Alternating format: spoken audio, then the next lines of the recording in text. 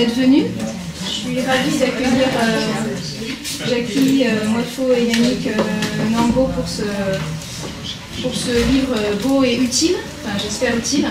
Je ne sais pas si vous avez déjà eu l'occasion de le lire ou pas encore, mais en tout cas les auteurs vont vous présenter le contenu du livre et pourquoi il a été écrit, et je pense que vraiment c'est un livre nécessaire. Donc, je vous laisse peut-être, je ne sais pas qui veut commencer. Je suis très ému, très ému, vous allez comprendre pourquoi. Mon cher Yves, la situation terrible en Afrique nous a permis de nous rencontrer. Je déambulais dans les rues du 16e arrondissement, je me suis dit, qui est ce blanc qui assiste toutes les semaines aux événements des Africains? C'est d'ordinaire rare. Et je suis allé te voir, pensant que tu étais de la DST. Ah. Oui, j'ai pris ma caméra sur toi, pensant que tu étais de la DST. Qui sait? Dans cet homme, j'ai rencontré le papa que j'avais perdu à l'âge de 13 ans. Tu parles de ton livre. Hein? Oui, je parle d'abord de toi. Car sans toi, il n'y aurait pas de livre. J'en suis certain. Merci beaucoup pour ce que tu nous apportes. Tu nous as permis de comprendre qu'on peut ne pas avoir un papa et en rencontrer un autre. Et je t'en suis très reconnaissant. Malgré la situation difficile, tu es là aujourd'hui avec nous. Et sans toi, ce livre n'existerait pas. Merci à toi Yannick, car il me fallait quelqu'un pour mettre en ordre tout ce qui foisonnait dans ma tête comme idée. Et nous nous sommes rencontrés parce que nous avons quelque chose en commun, l'intérêt supérieur de l'Afrique, l'amour pour l'Afrique. Et pour le reste du monde, bien entendu, pas que pour l'Afrique.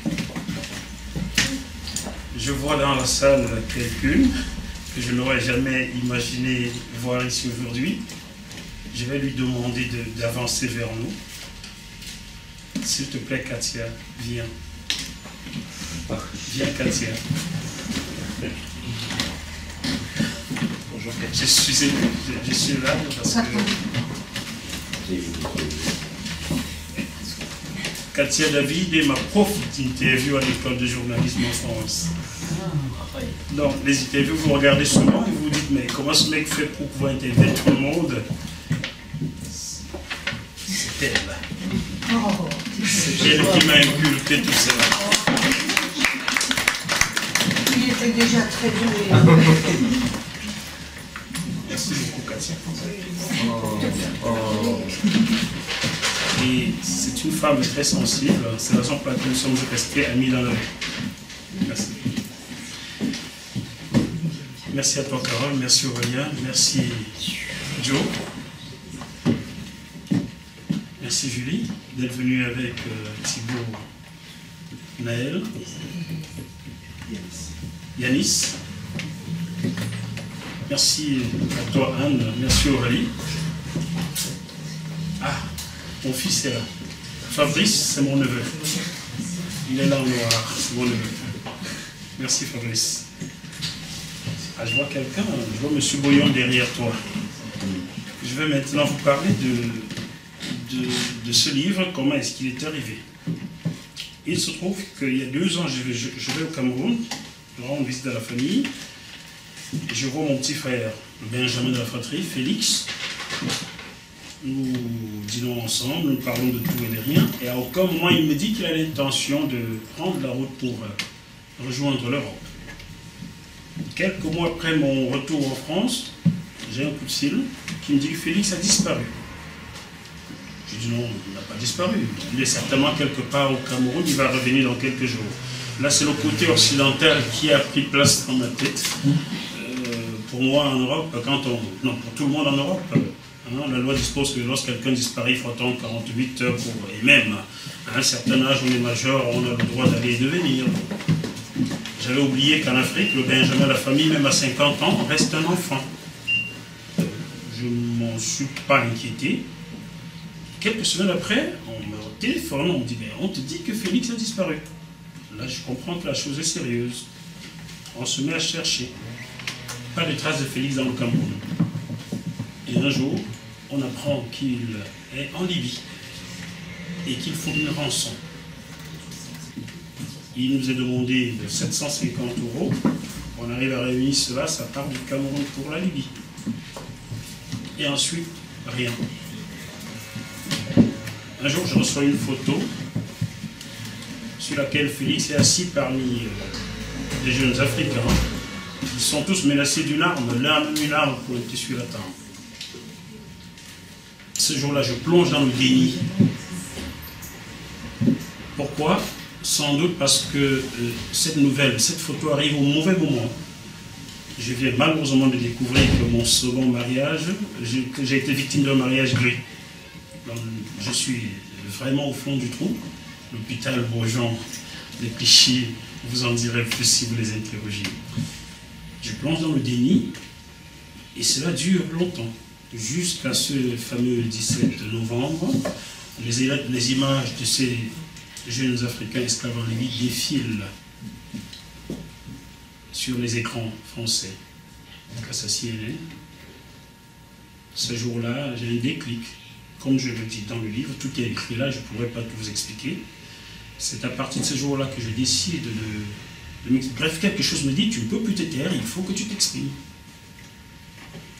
J'envoie cette photo à bon nombre de personnes, parmi lesquelles mon jeune ami et frère Yannick, qui lui réagit, contrairement à beaucoup de personnes dans la communauté qui n'ont jamais réagi. J'envoie la même photo à Yves, lui aussi réagit immédiatement. Entre-temps, Yannick avait écrit un texte. Tu avais écrit un texte que tu as par la suite fait publier. Ce texte, il l'envoie en lisant son texte. Lui, en regardant ma photo, une évidence s'installe. Nous devons ensemble faire quelque chose. Et ce quelque chose est donc ce qui nous réunit ici aujourd'hui. Ce livre, ils ont vendu mon frère. Nous nous sommes réunis, Yves, Yannick et moi, pour décider ce qu'il fallait faire, quel titre il fallait choisir. Et à chaque fois, cela a été des évidences qui se sont succédées. Le titre, la photo. Même si l'histoire est de moi, il a fallu qu'on choisisse ensemble chaque mot. Car, comme on dit en Afrique, pour paraphraser quelqu'un, une seule main n'attache pas un paquet. Donc ce travail dont vous allez prendre connaissance est le travail de 3 personnes qui sont devant vous. Et tous les deux, Yves et Yannick, je vous remercierai jamais assez. Et vous qui êtes là, je vous dis du fond du cœur, merci. Merci. Yannick.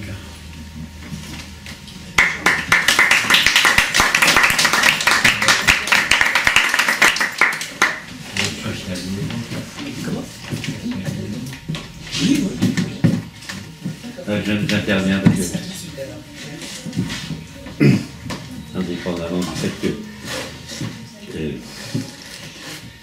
j'adore l'Afrique, l'âme africaine, et que c'est celle pour moi qui est une vraie promesse.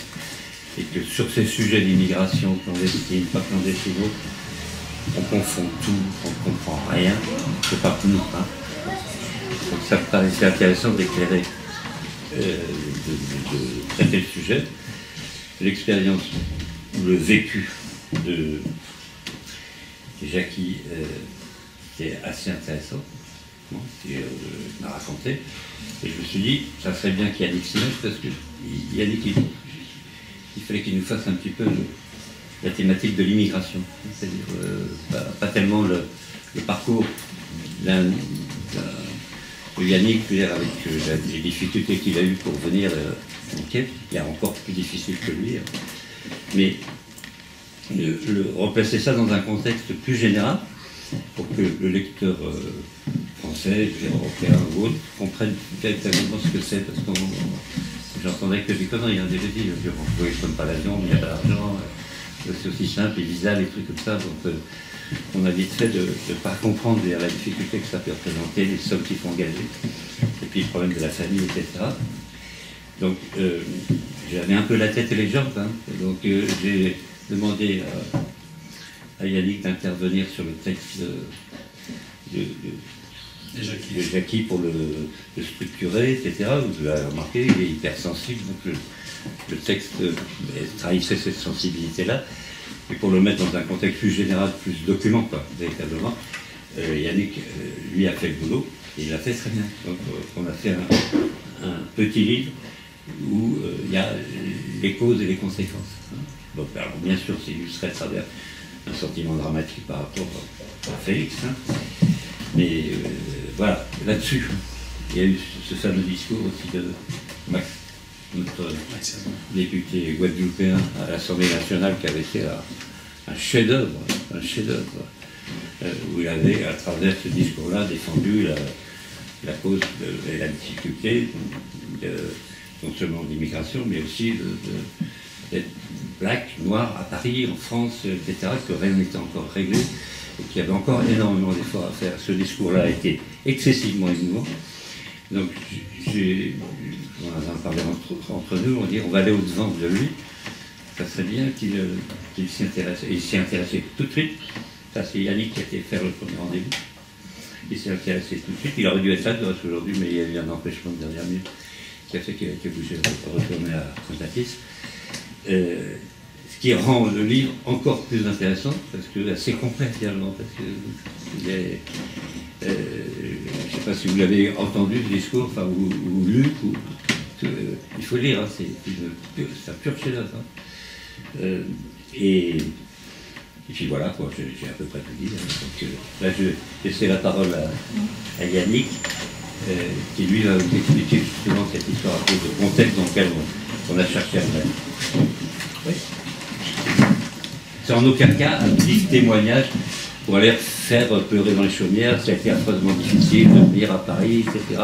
Son cheminement, ça aurait été que ça n'aurait pas été vraiment intéressant. Hein, t'es d'accord? Tout à fait. Merci pour tous ces mots. Merci pour votre présence à tous. Merci aux éditions. Merci Aurélie, merci Anne. Merci à tous ceux qui ont permis à ce livre d'exister. Et je te renvoie la balle, Jackie. Merci aussi à toi d'avoir eu le courage de partager ce témoignage, cette histoire. Pour moi, comme tu l'as dit, ça paraissait évident de faire quelque chose de tout ça, parce que je crois qu'on grandit en partageant, on grandit en confrontant les points de vue, on grandit en écoutant. Et pendant tous les entretiens qu'on a eus avec Jackie, j'ai pris beaucoup de temps à écouter, à décrypter, et à aussi me voir dans cette histoire, parce que je suis né pas très loin du Cameroun, moi je suis né au Gabon, parce que je suis aussi naturalisé, je suis aussi un produit importé. Je suis arrivé assez tôt, et j'estime qu'on doit aussi affirmer qu'on est quand même chanceux, d'avoir pu arriver jusqu'ici, qu'on est chanceux d'avoir la possibilité de s'exprimer, on est chanceux d'être ici, on est chanceux de pouvoir écrire, de partager des messages. Et moi, ça a tout de suite touché ma fibre humaniste, et je me suis dit qu'il fallait vraiment aller au bout de ce projet. Ça n'a pas été simple, parce que comme l'a dit Yves, il fallait essayer de déconstruire tout plein de fantasmes qui existent sur l'immigration, sur l'exil. Il y en a encore beaucoup. Je crois que c'est un sujet beaucoup trop grave pour qu'il puisse être instrumentalisé de part et d'autre. Je crois qu'il y a beaucoup de raccourcis de part et d'autre. Moi, j'essaie. Ce qui m'a plu, c'est qu'on n'a pas cherché à être manichéen dans cette communauté. Je ne dis pas ça de manière péjorative. On a souvent ce réflexe manichéen de se dire il y a le méchant occidental et le gentil noir qui a souffert. Je vais dire deux, trois mots qui peuvent être un peu chocs. Je crois malheureusement qu'avec le livre, on a aussi l'illustration. Et là, je me place en tant que Gabonais, puisque j'ai la double nationalité. Je crois qu'il n'y a personne qui a fait plus de mal à l'Africain que l'Africain lui-même. Donc il faut être en capacité de le dire. Et ça ne veut pas dire qu'il faut dédouaner tout ce qui a pu se passer par la suite. Et c'est ce que j'aimais, et c'est ce que j'aime aujourd'hui dans notre manière de partager ce message. Alors on en veut toujours plus. J'aurais aimé qu'on soit beaucoup plus à le lire, beaucoup plus à le partager, beaucoup plus à le porter. Mais je crois qu'on n'est qu'au début de quelque chose. Si on se débrouille bien, je pense qu'on va continuer à en faire parler, mais toujours de manière positive. L'objectif, c'est pas de se dire on pointe du doigt un tel ou un tel est coupable de ma situation. L'objectif, c'est de se dire ce qui compte, c'est aujourd'hui et demain.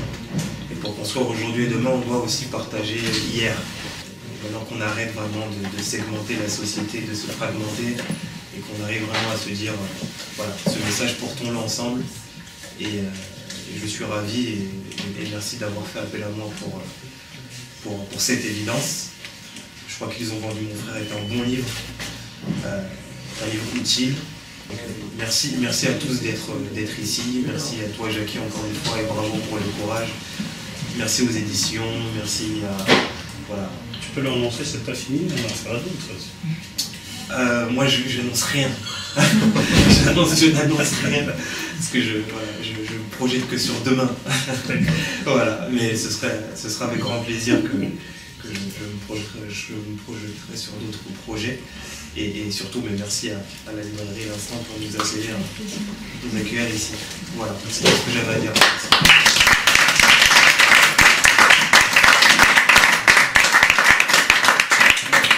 Je ne vous ai pas dit que quelqu'un est parti du Cameroun pour cela. Anne Pélagie est là, en jaune, c'est ma petite soeur du quartier. Voilà, je ne vais pas citer, et sa petite soeur juste à côté. Voilà.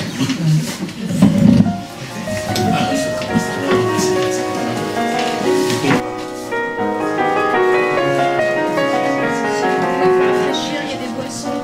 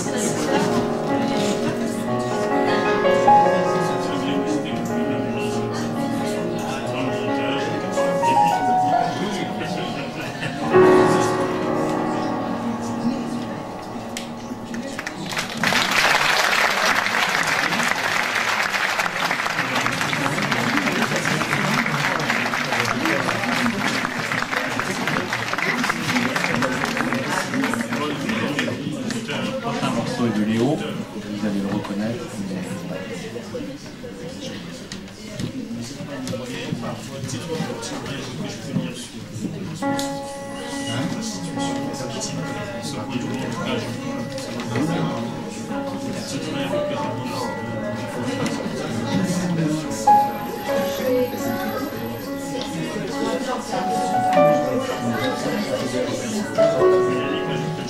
Non mais j'ai envie de jouer. De toute façon je vais aller me chercher. Je suis sortie chez moi sans.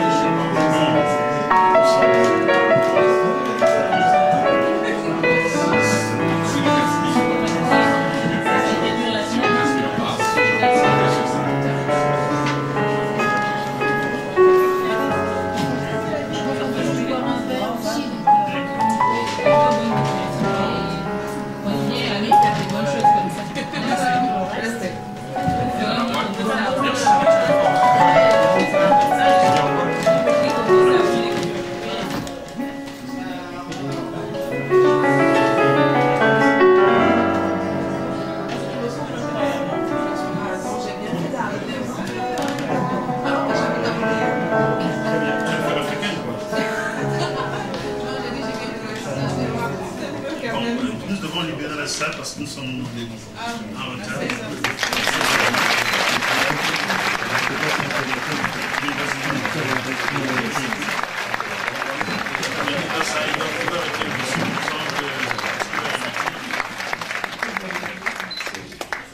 Le prochain morceau s'appelle Nostalgie d'une autre vie, certainement en Espagne.